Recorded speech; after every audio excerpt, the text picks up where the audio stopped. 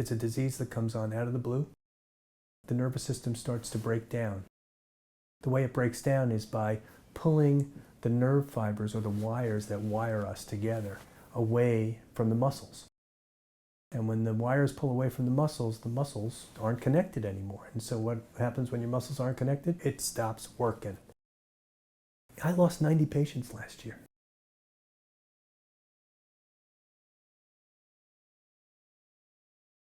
Deep breath in, blow it out. Keep going. It is one measure of a disease that never stops taking. I can do that.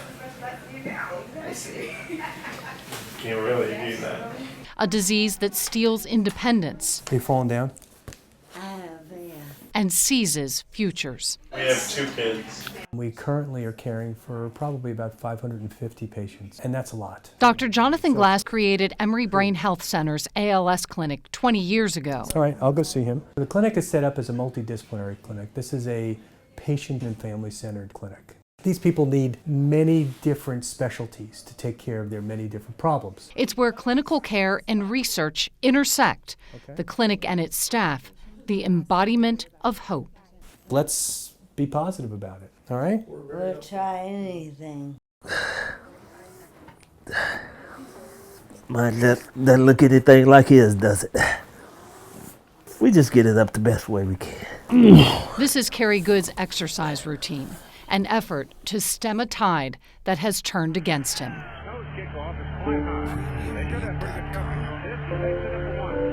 A gifted and humble running back, Carrie Good was the pride of Town Creek, Alabama. He and all 4 of his brothers played for the University of Alabama. Carrie would go on to play and coach in the NFL for 11 years. It's hard to imagine being in this position, even harder to be here and can't get out of it. Started out with breathing issues.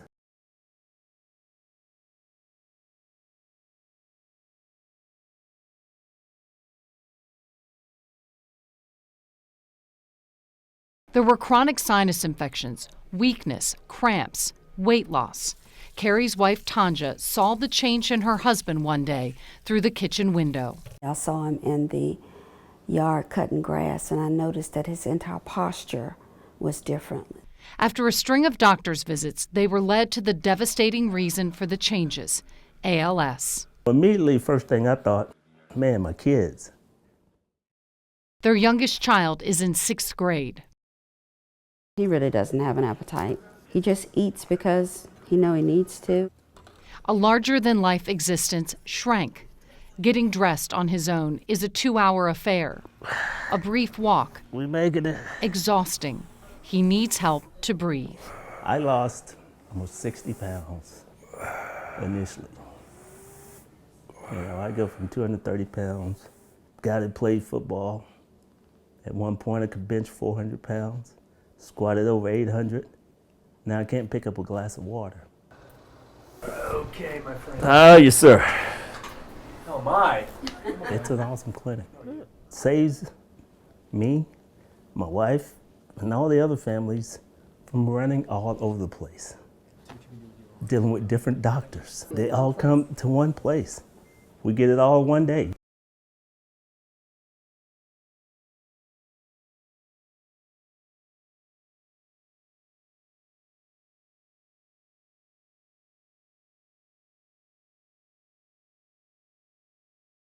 Dr. Glass's ALS clinic treats 550 patients. His team includes respiratory, physical, speech, and occupational therapists, nurses, doctors, social workers, surgeons, and volunteers. In one room, each patient will have every concern addressed in a single visit. I think it's really the model for how patients should be taken care of with chronic diseases, whether it be ALS or anything else. Do you have any more tests this week? Not that I know of. Okay, cool. Will is our only child. You need more OJ? We just love him to death. He was about 8 years old when I was diagnosed. Becky Kidd has had ALS for 5 years. Dr. Glass diagnosed her. I saw him on January 2nd, 2012, and he diagnosed me within about 15 minutes. Even when I hit the 5-year mark, it just hit me like a ton of bricks that, oh my God, 80% of the people who were diagnosed around the time I was are gone. Her struggle is intensifying. I find myself just being jealous as I watch people walk around. And about a year or so ago, it really started impacting my hands and my arms.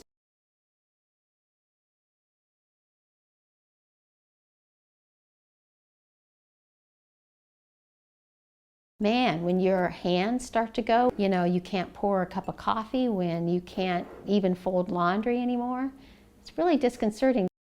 So it'll be fun. It impacts everything, your relationship with your child, your relationship with your husband. I never thought I'd ask my husband to help me pull up my pants. What the hell? We need to give you your next dose of medicine. Becky will spend the week at Emory Hospital, I'm here at Emory for about 4 nights. taking part in a drug trial. They are real leaders in the area of research. And I've always said how I've been so impressed with how they balance their passion for research and science with their passion for caring. This is an inhuman disease on some levels when you really think about it. And so they're like family. They've become like family to so many people living with this disease. It's a disease that comes on out of the blue, comes on typically late 50s, early 60s, although I've seen them as young as teenagers. I've seen them as old as 90. The nervous system starts to break down, the motor system, and the way it breaks down is by pulling the nerve fibers or the wires that wire us together away from the muscles.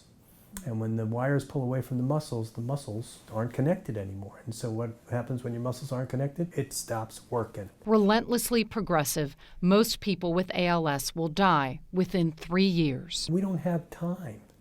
Every day that we don't find a cure for this disease, somebody dies. I lost 90 patients last year. Can I do something to actually slow this disease down? That's what I do in the lab. That's what I do in my science. That's what I'm passionate about. Dr. Glass's aggressive, cutting-edge research is built on a foundation that includes a massive collection of patient data, DNA, blood, tools that allow him to grow cells in his lab.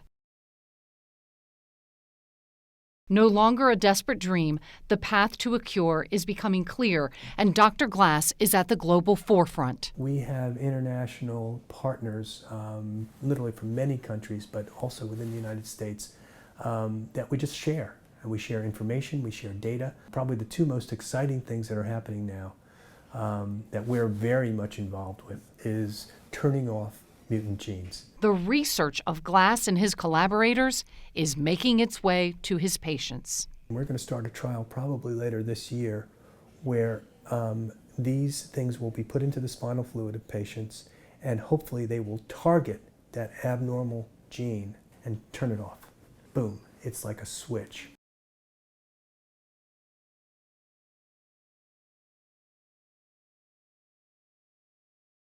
He is working as fast as he can, but it may not be fast enough to save his patients. Stopping a disease that has flourished for over a century is a massive undertaking. If we had more resources, we could do more, we could do it faster. You do that with people, and you do that with ideas, and you do that with space, and you do that with equipment.